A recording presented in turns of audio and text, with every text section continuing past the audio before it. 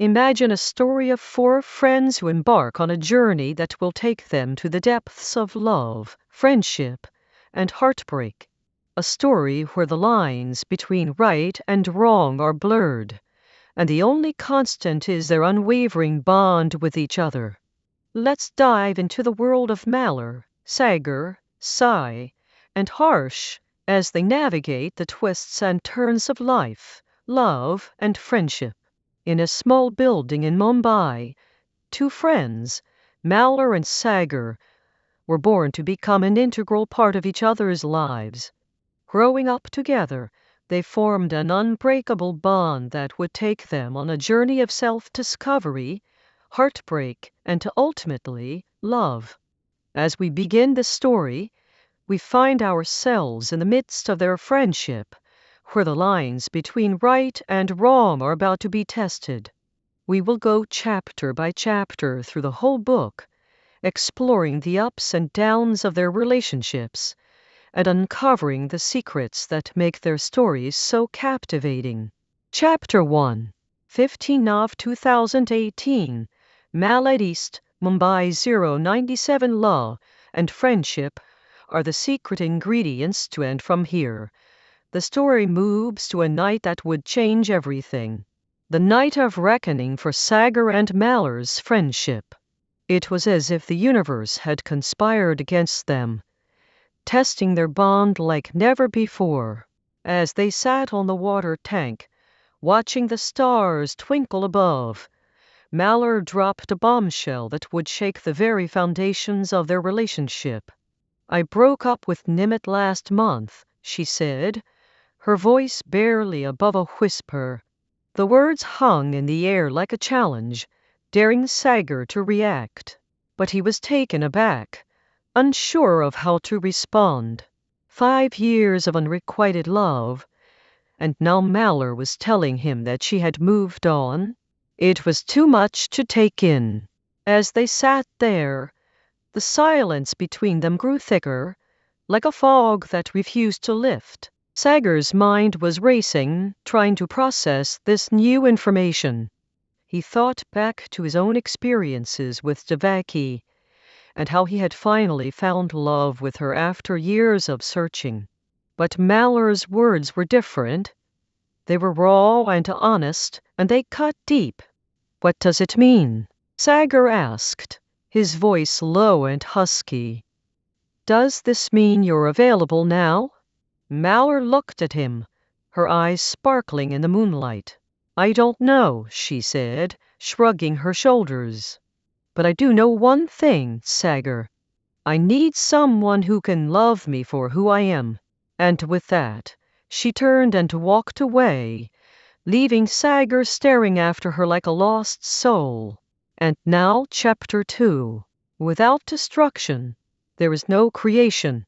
You can't build a new multi-story tower without demolishing the old structure, which had cracks all over it. Heartbreak, health problems, long-distance relationship, death, destruction are crucial. Otherwise, our story and the story of this entire planet would become boring and repetitive. We don't want that, right? To know why Sagar got rejected and why he sent that letter, we need to travel back to the moment from where Sagar's story began. It was on the first day of the second year of junior college when Sagar saw Priya for the first time. He had this Bollywood movie effect on him, and he just couldn't get her out of his brain and heart. Priya had a little gap between her front two teeth that made him find it really cute.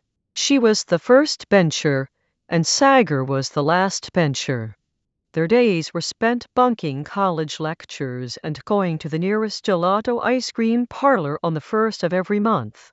They shared their first kiss just after Sagar proposed to Priya by saying, "I want to spend the rest of my life reading books and eating gelato ice cream with you."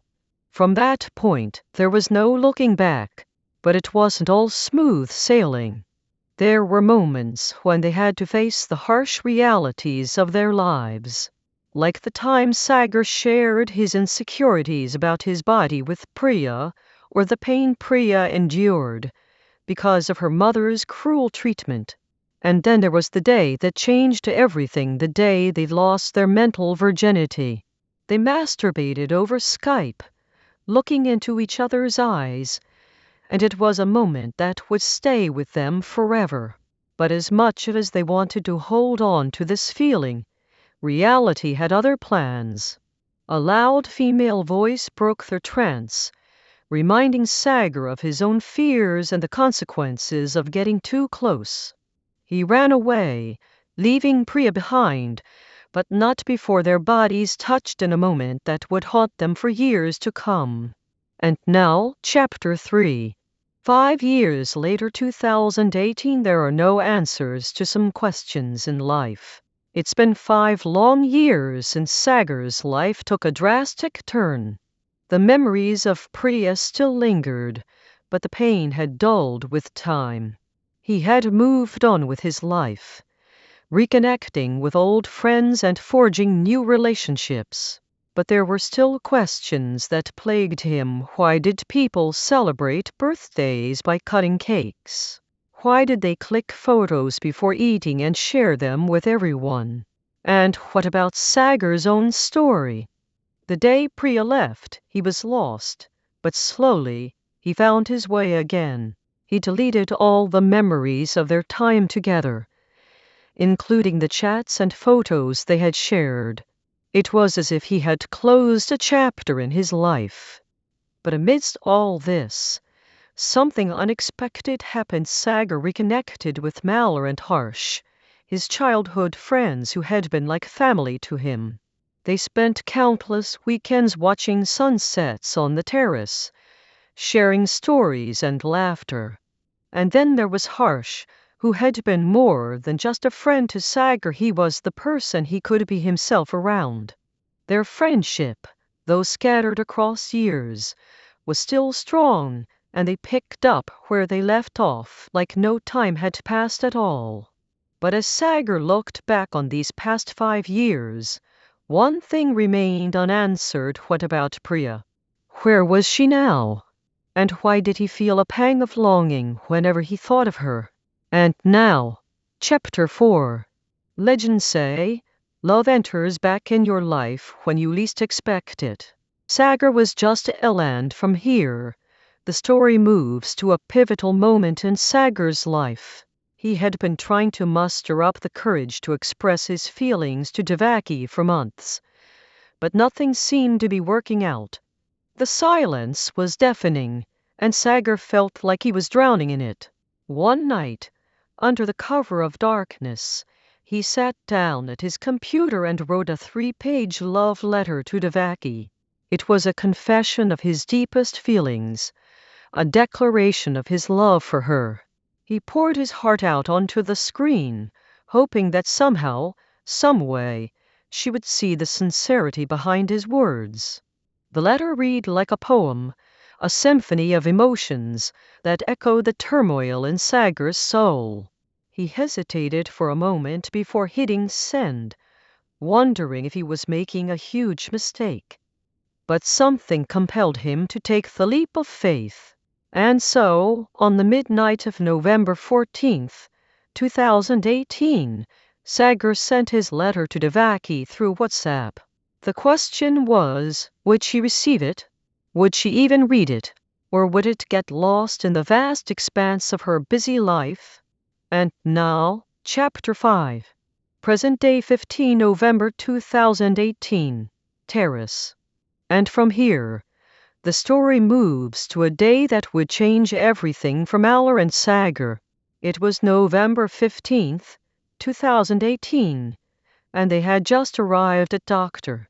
Mira's clinic in Antari. The first thing Sagar noticed about the place was its serene atmosphere. Everything inside was white, from the sofa to the walls to the doors. As they entered, Malhar filled out a form while Sagar waited anxiously for her to reveal what was wrong. When she finally did, he was shocked to hear that she suffered from hypothyroidism.